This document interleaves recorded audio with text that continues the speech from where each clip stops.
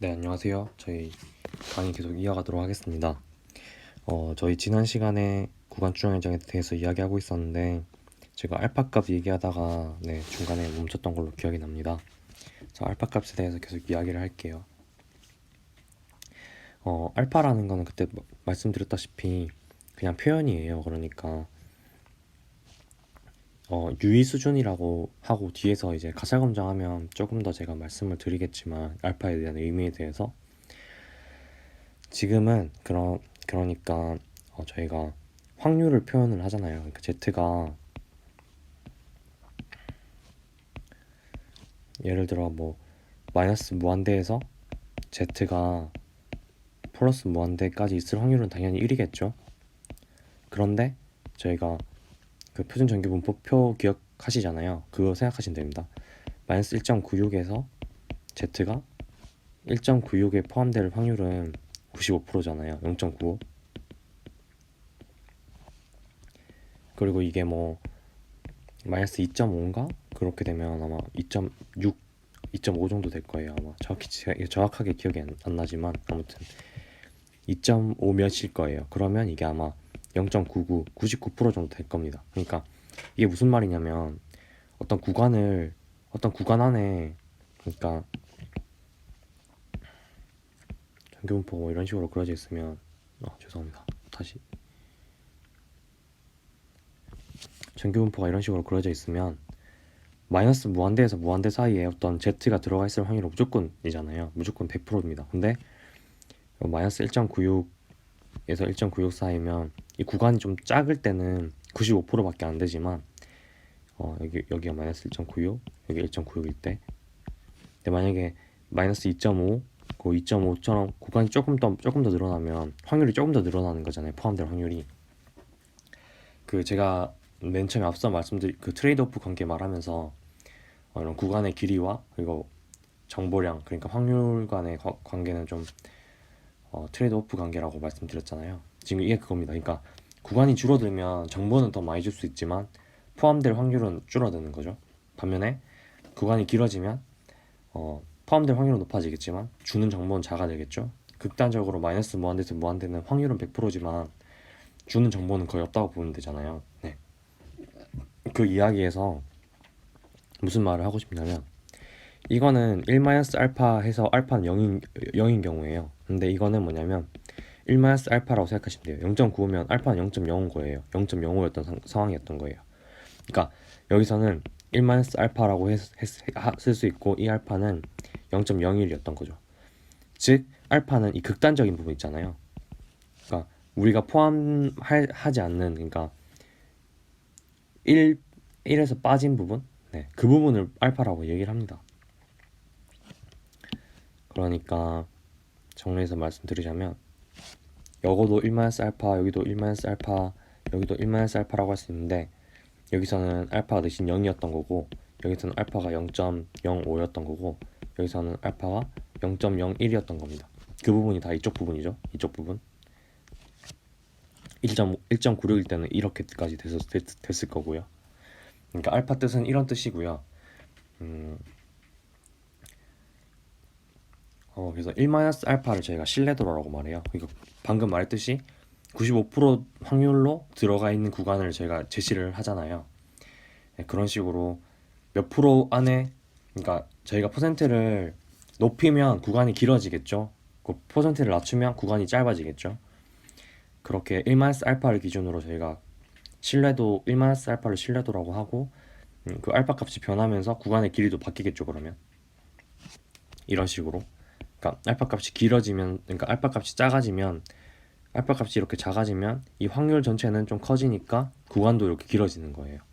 자, 알파는 그렇게 신뢰도랑 관련이 있고요. 1-알파를 그래서 신뢰도라고 하고 신뢰 수준이라고 합니다. 그러니까 95% 신뢰 수준 이런 말 많이 하잖아요. 그게 어떤 거냐면 95% 정도 우리가 구간을 100번 정도 우리가 구간을 제시한 구간이 95번 정도는 미흡값을 가지고 있다, 이런 말이에요. 앞서 말한 거랑 같이 생각하시면 됩니다. 근데 알파 값 자체가 지금 여기서 중요한 건 아니니까 이 정도로 얘기하고 넘어가도록 하겠습니다. 고생하셨습니다. 죄송합니다. 그래서 이제 지금까지는 저희가 이 시그마를 안다고 생각했어요.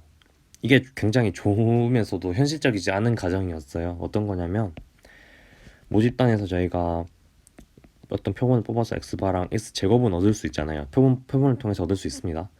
이거를 통해서 저희가 알고 싶은 게 뮤고 시그마 제곱인데 지금까지는 얘는 몰랐어요. 근데 얘는 안다고 가정을 하고 있었어요. 근데 저희가 알 수가 있나요? 모르잖아요. 얘를 안다는 거는 곧 얘도 안다는 건데 말이 안 되죠? 그래서 이 가정을 이제 좀 벗겨낼 거예요. 지금까지는 좀 수월하게, 그러니까 단계별로 학습을 하는 거기 때문에 이걸 안다고 가정을 했었는데 이게 모를 때 저희가 어떻게 할지 이제 이야기를 할 겁니다. 시그마를 모를 때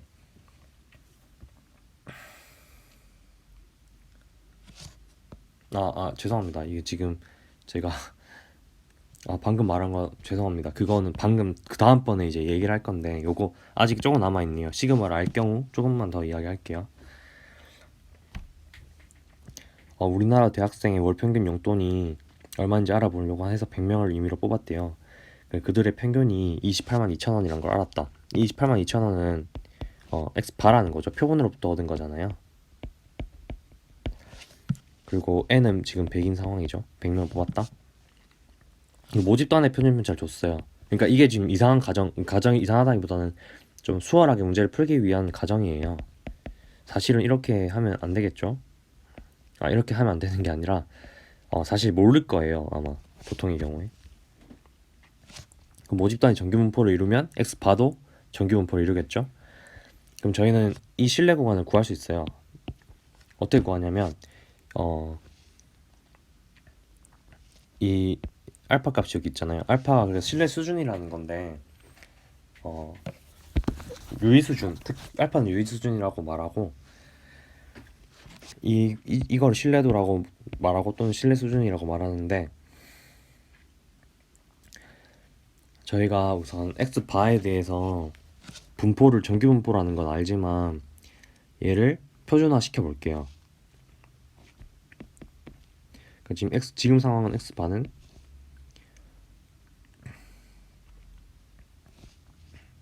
어떤 뮤를 따를 거고 이건 저희가 모르는 거죠. 네, 모르는 거고 루트 n분의 시그마의 제곱을 따르는데 이 부분을 제가 계산해보면 계산해서 다시 적으면 루트 n이 그 100의 루트를 취한 거니까 10이죠. 10에다가 시그마 저걸 나누면 저게 10만원이니까 만원이 되겠죠. 만원에 이렇게 지금 이런 상황이에요. 그래서 이거를 정규화 시켜 볼게요. 정규화 시키면 정규화 시키기 전에 우선 90% 신뢰 구간을 표준 정규 분포에서 이런 상황에서 저희가 이렇게 이제 만들 거잖아요. 이런 상황에서 90% 신뢰 구간 어떻게 구하냐면 어떤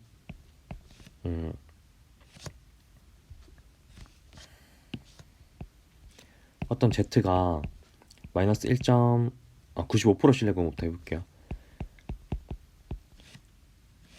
이 사이에 있을 확률은 저희가 계속 했던 거잖아요. 이거 0.95 이렇게 쓸 수 있겠죠. 왜냐면 그 알파에서 2분의 알파까지 면적, 그러니까 이게 무슨 말이냐면 이렇게 있을 때 여기가 지금 0인데 0에서 Z가 2분의 알파, 여기서 지금 알파가 0.05잖아요. 2분의 알파는 0.025죠. 그러니까 이 부분이 0.025면 죄송합니다. 0.025면 대칭이니까 이 부분도 0.025일 거고 결국에 이 안의 면적은 95%가 될 거예요. 네, 제가 여기서 잠깐 멈췄다가 해야겠습니다. 죄송합니다. 시간이 그렇고 제가 또 계속 말하니까 이게 약간 혀가 좀 자꾸 꼬이네요.